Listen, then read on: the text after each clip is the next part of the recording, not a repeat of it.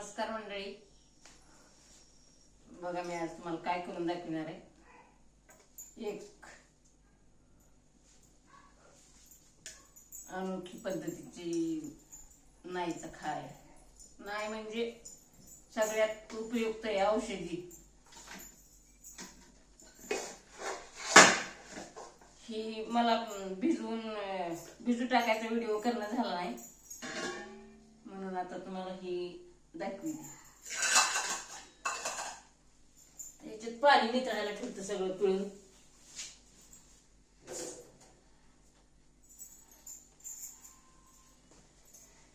तर आपल्याला ह्याच्यात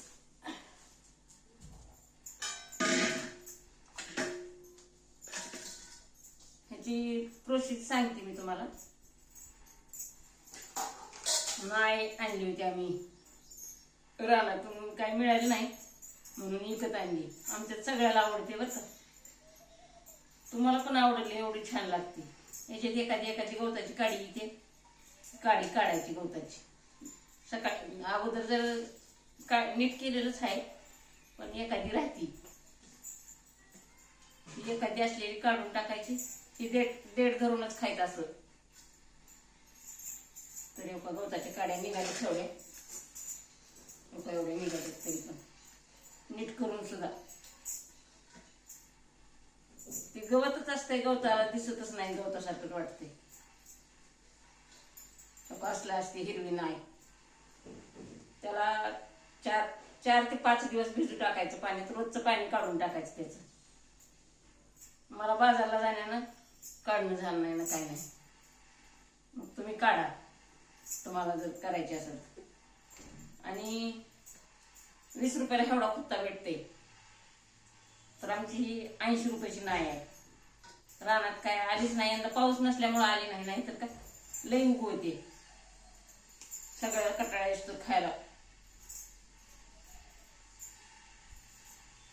तर आपण बघा आता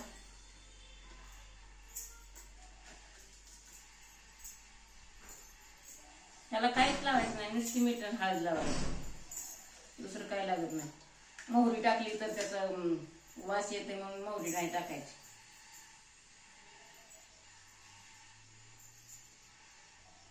तुम्हाला बघा आवडल. आणि ज्याच्या तोंडाला चव नाही त्यानं आवर्जून खायची नाही. आजारी माणसाला तर अवश्य द्यायची बरं का. सगळं याचं पाणी पिणी नितळून सगळं स्वच्छ करायचं. एक काडी दिसती गवताची, नीट करून सुद्धा.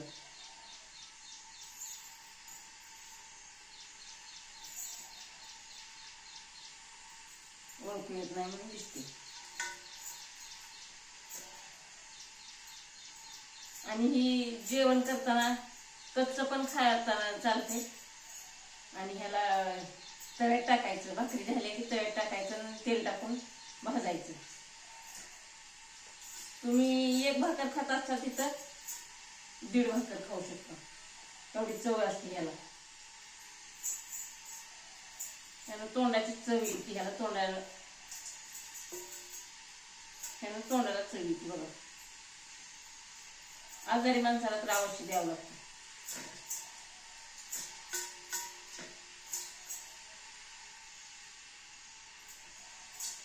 आपल्याला दुसरं काहीच टाकायचं नाही. आमच्या शेतात लय मोठी निघते बरं का. यंदा पाऊस नाही म्हणून काही आलीच नाही बघा, जरा सुद्धा आली नाही. आता वापस आता उगवल बघा, भरपूर सारी उगवते.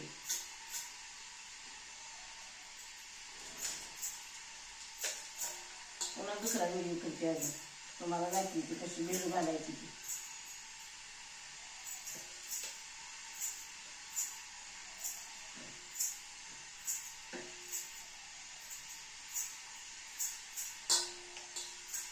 धाराशिवला मिळते बघा, कुठं नाही मिळत दुसरीकडे. तुळजापूरला बघितलं पण मिळालं नाही आम्हाला.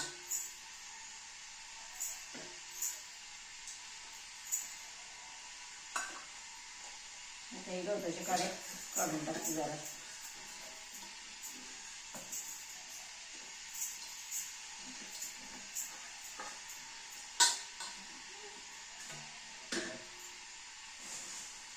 त्याला काही कोथिंबीर लागत नाही, धने लागत नाही, काय सुद्धा लागत नाही. नुसतं हळद आणि मीठ लावायचं. एक 8-15 दिवस राहते, पार होऊन जातं. रोजच्या जेवणात खायचं, चव लागते. एकदा जर चव लागली तर ती सारखं खावंच वाटते.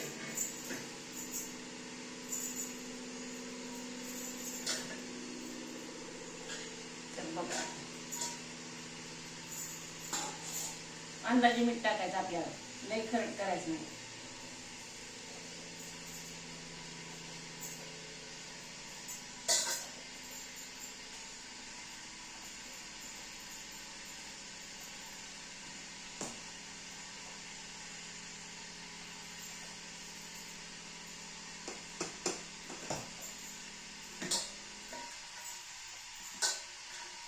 असं मीठ टाकून हलवायचं.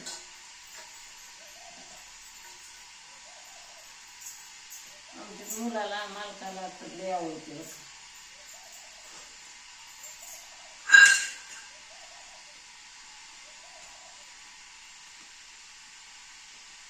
एक चमचा हळद टाकायची, लई नाही टाकायची. मोठा चमचा टाकायचा हळद.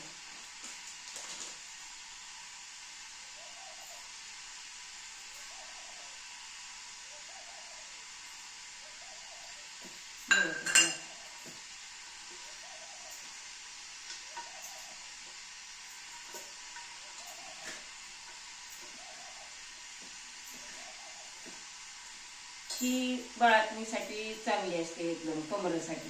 बाळातणीची डिलिव्हरी झाली, याचा पाला वाटून 1 कपभर नाही प्यायला द्यायची बाळातणीला. तिची कंबरच दुखत नाही.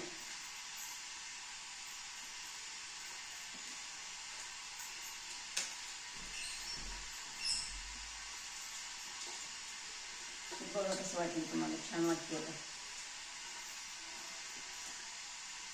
लई लागत नाही याला काय सुद्धा, 8 तास काहीच नाही. ही पाला नुसतं भाजायचा आता तरी, न भाजता पण खाऊ शकता तुम्ही. आणि तर न भाजताच खाता, एखाद्या वेळेस भाजायचं.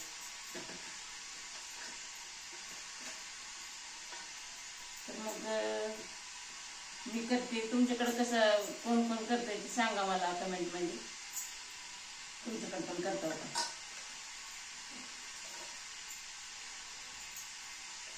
ही आजीने नीट केली म्हणून गवताच्या काड्या राहिल्या बघा.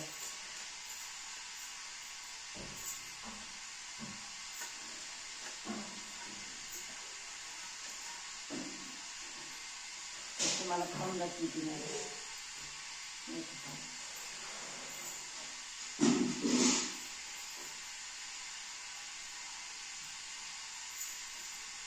आता कडू लागत नाही, भाजल्यावर छान लागते. जरा आपण घेऊया. छान झालं बघा. तुम्ही म्हणता फुकून देते, फुकून देत नाही. टाकले गूळ.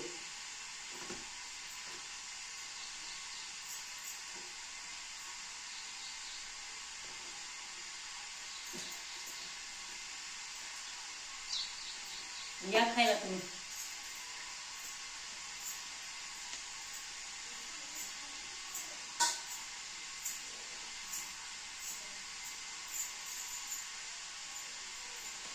तर मग कसं वाटलं सांगा. तुम्हाला नाही आवडते आता, हे आयुर्वेदिकच असते का.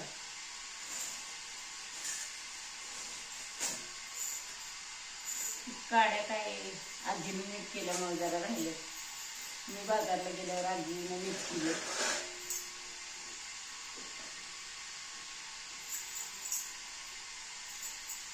मध्ये काय नाहीत आता काड्या.